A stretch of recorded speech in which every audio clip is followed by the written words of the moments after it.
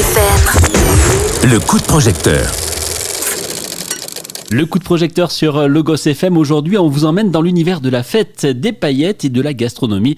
Je reçois en studio Jean-Yves Duchesne, c'est le directeur du cabaret Le Garden Palace à Orsay. Bonjour Jean-Yves. Oui, bonjour à tous, bonjour aux auditeurs. Et à ses côtés, Jean-François Soligna, le chef traiteur qui signe la partie restauration du lieu. Bonjour Jean-François. Bonjour à tous. Un cabaret qui fait rayonner la région et qui s'apprête à vivre une période particulièrement festive. Alors pour commencer, Jean-Yves, comment décririez-vous l'esprit du Garden Palace à quelqu'un qui ne l'a encore jamais fréquenté ? Eh bien écoutez, c'est l'endroit où on essaye de créer un endroit convivial où il se passe du spectacle très varié d'ailleurs, et on essaye d'allier aussi bien le spectacle que la gastronomie, comme vous l'aviez dit tout à l'heure. Jean-François, votre collaboration avec le cabaret est essentielle. Comment construit-on une offre de restauration qui s'accorde à un spectacle de cabaret ? Alors comment on construit ? Déjà, on a une amitié depuis longue date avec Jean-Yves, donc déjà il y avait une belle rencontre. Et puis après, les choses se font naturellement. On fait des propositions, on va dire, de menus. Et puis voilà, on avance aussi avec les goûts de la clientèle. C'est lié à la saison également ? Oui, on essaye au maximum, oui. Jean-Yves, pouvez-vous nous parler du spectacle du cabaret 2025-2026 de cette saison ? Oui, je peux en parler. Mais parlons-en. Il y a toujours des danseurs, des artistes sur scène, ils sont toujours là, des chanteurs, ils sont toujours là, des ils musiciens. veulent pas partir. C'est bien ça notre drame, c'est que personne ne veut partir. Ils sont trop bien. Ça se passe en famille, si vous voulez. Ça se passe en famille depuis longtemps. C'est des personnes avec qui on travaille depuis très longtemps.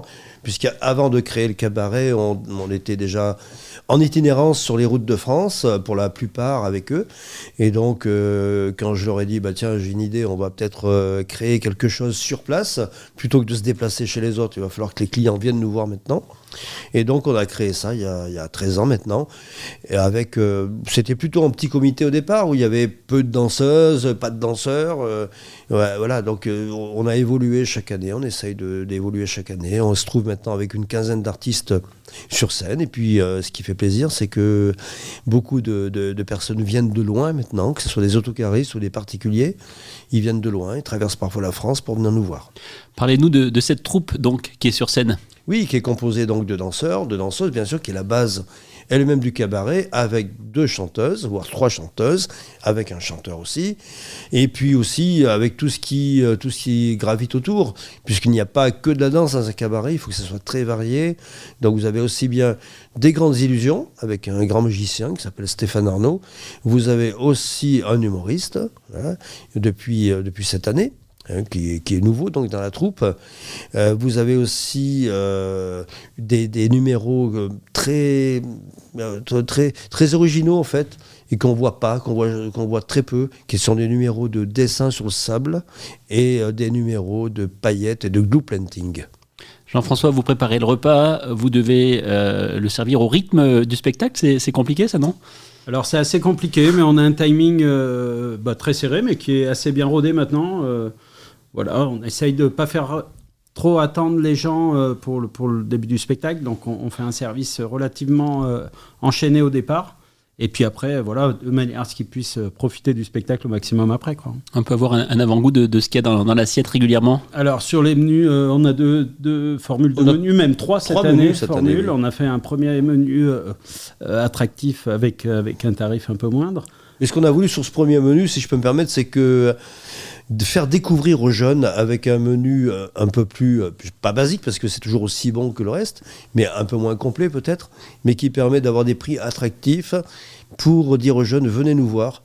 Le cabaret, c'est pas forcément ce qu'on appelle ringard, quoique ringard, j'aimerais bien qu'on donne la définition, parce que ringard, comme disait un de mes amis, c'est quelqu'un qui dure dans le temps, il y en a beaucoup qui ne seront jamais ringards. C'est comme les chanteurs populaires.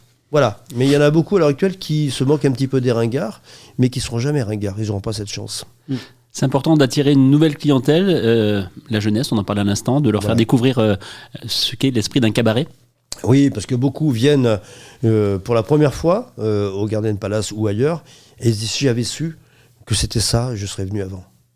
Qu'est-ce qui fait la particularité du Garden Palace ? Ah, ils se regardent tous les deux là. Qui va répondre ?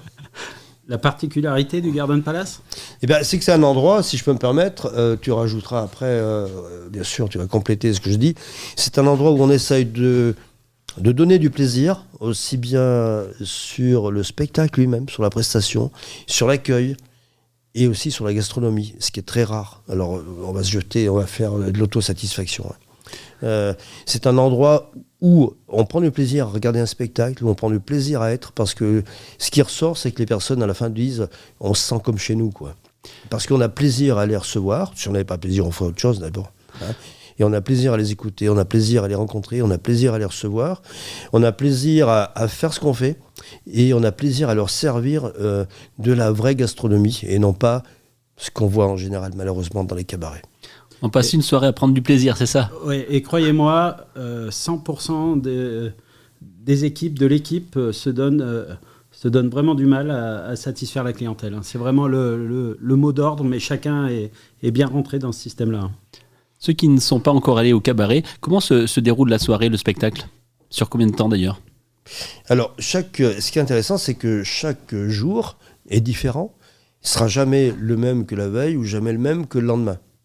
Puisque ça va dépendre d'abord du quantitatif, donc du nombre de personnes, du qualitatif, non pas de la qualité des gens, mais est-ce que ce sont des autocaristes qui arrivent tous en même temps ? Est-ce que ce sont tous des particuliers ? Donc ça veut dire que déjà on a une physionomie de la soirée qui est complètement différente, puisque ensuite on a l'accueil, on a ceux qui veulent prendre des boissons, l'apéritif, etc. On a des artistes qui les font patienter sur scène avec des chansons sans se mettre trop en avant, mais pour créer une ambiance. Et voilà, et avec des interventions pendant le repas. Donc ça veut dire qu'on essaye de scinder deux parties, aussi bien le spectacle que le repas, que le spectacle après, puisqu'on ne veut pas trop interférer avec la cuisine pendant le spectacle, parce que le spectacle, on doit quand même être un peu en immersion à l'intérieur. On vient d'entrer dans le mois de décembre, les fêtes de fin d'année arrivent à grands pas. Jean-Yves, quelle formule spéciale proposez-vous en ce moment ? Et notamment, avez-vous des offres et des coffrets cadeaux pour ces fêtes de fin d'année, histoire de faire plaisir un petit peu à la famille ou aux amis ?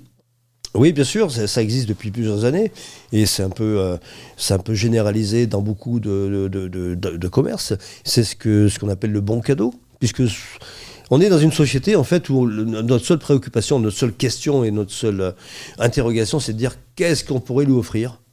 C'est ça en fait, notre souci à l'heure actuelle dans notre société, c'est de dire qu'est-ce qu'on pourrait lui offrir. Il a déjà tout. Et d'original. Alors que là, c'est l'occasion d'offrir quelque chose qui fera toujours plaisir à quelqu'un et qui va faire découvrir un univers complètement différent où peut-être jamais personne n'est venu. Jean-Yves, le Garden Palace sera ouvert bien évidemment le soir du 31 décembre pour le réveillon. C'est un moment toujours très attendu, une soirée importante dans l'année. Pouvez-vous nous dévoiler ce qui rendra le spectacle de ce réveillon 2025-2026 unique ? Il sera unique parce que on retrouve beaucoup de prestations diversifiées ce jour-là. Vous avez bien sûr du spectacle qui sera le même spectacle que d'habitude, mais avec d'autres animations. Mais vous aurez aussi un repas gastronomique dont Jean-François va nous parler juste après. Et donc vous aurez aussi des prestations différentes ce jour-là, avec un grand feu d'artifice qui fait envie à beaucoup de mairies d'ailleurs, sur le lac. Vous avez une soirée dansante avec musiciens. Vous avez une soupe à l'oignon. Donc vous avez énormément de choses qu'on retrouve difficilement dans d'autres établissements parce que c'est complet. Vous avez du spectacle, de la gastronomie, du feu d'artifice, de la soirée dansante et beaucoup de choses. Une façon originale de basculer dans la nouvelle année. Oui, une façon d'oublier les petits tracas, les soucis, les interrogations et de passer un moment en immersion tous ensemble. Alors Jean-François, l'enchaînement est simple. Pour cette soirée festive, pour ce réveillon, vous adaptez le menu également. Y a-t-il des plats spécialement créés pour ces fêtes de fin d'année ? Ah oui, là on compose un menu exprès pour le cabaret, bien sûr. Donc là c'est un menu, bien sûr, on va retrouver un foie gras en entrée avec un duo de foie gras. On aura une papillote de Bar et de Saint-Jacques, rôti de chapon, voilà, enfin des plats gastronomiques et travaillés 100%. On essaye au maximum local, quoi. Des plats gourmands pour terminer l'année Tout à fait, oui. avant de faire le régime. Oui. Avoir les bonnes résolutions du 1er janvier. C'est ça, donc faut en Que l'on profiter. tient jamais, bien sûr. Faut en profiter. Pour terminer, quel message, Jean-Yves, vous aimeriez faire passer aux auditeurs de Logos FM qui ne connaissent pas encore le cabaret, mais qui pourraient venir vivre l'expérience? Mais c'est ça qui est intéressant, c'est qu'on a beaucoup de personnes qui nous connaissent pas. Donc ça veut dire qu'on a un potentiel de développement qui est extrême, qui est important. Donc c'est intéressant. C'est intéressant. Ce qui est intéressant, c'est de créer quelque chose, de partir de zéro, de créer quelque chose. Une fois que ça marche bien et que tout le monde nous connaît, ça a moins d'intérêt.